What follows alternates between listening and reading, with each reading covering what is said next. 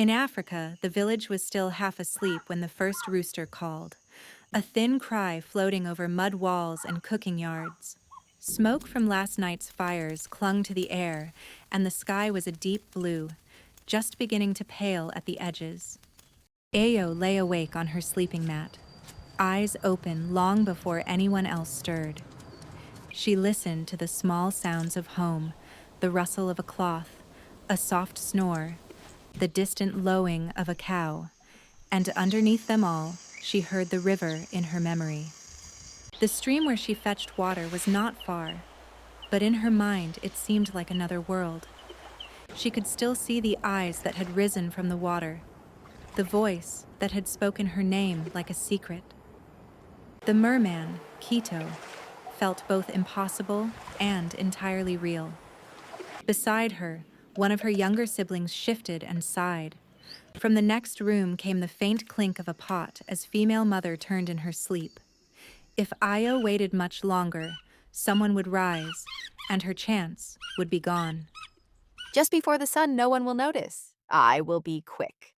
Her heart beat faster as she slid her feet to the cool, packed earth.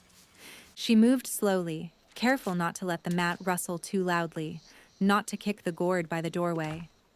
There, leaning against the wall, stood the calabash she always used for water. It was as ordinary as any village tool, yet this morning, it felt like a key in her hands. She paused, shoulders tense, listening. A cough, a mumble, then silence. The house accepted her leaving, or perhaps it simply did not wake fully enough to protest. Io slipped outside into the courtyard. The air was cool and tasted faintly of ash and damp clay. A thin line of light touched the tops of the trees beyond the compounds, promising morning but not yet delivering it. She crossed the yard, sandals whispering against the ground. Somewhere, a woman's sleepy song rose and fell as she stoked her fire. Another rooster answered the first, impatient for dawn. At the gate, Io hesitated and looked back at the shadowed doorway. She imagined female mother's voice if she knew the truth, that her daughter was going to speak with a spirit in the water. Children must not play with the river. The river is older than our grandmothers. The words were not spoken now, but Io heard them anyway, like a warning tied to her ankles. What would the elders say if they knew she had met a merman and wanted to see him again? Would they forbid her from ever going to the stream alone?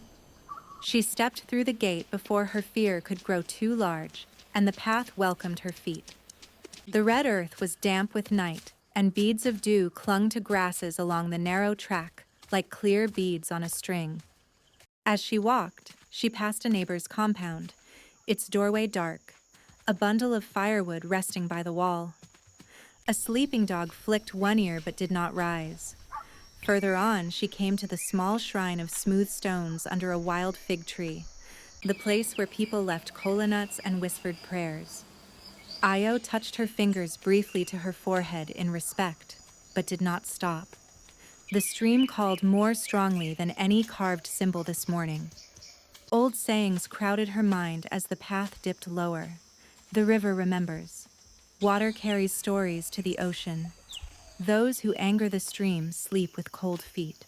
She thought of Quito's face, half shadowed beneath the surface, and wondered, was he like the spirits of those stories, or something else entirely? What would you do, knowing a secret that could change how your whole village saw the river? At one bend in the path, Io slowed. The sky was lighter now, the first birds beginning their chatter in the trees. She could still turn back, return with an ordinary story of early water and nothing more. If I turn back, I will never know why he spoke to me. The admission settled in her chest like a stone and, at the same time, like a small flame. She straightened her shoulders and walked on.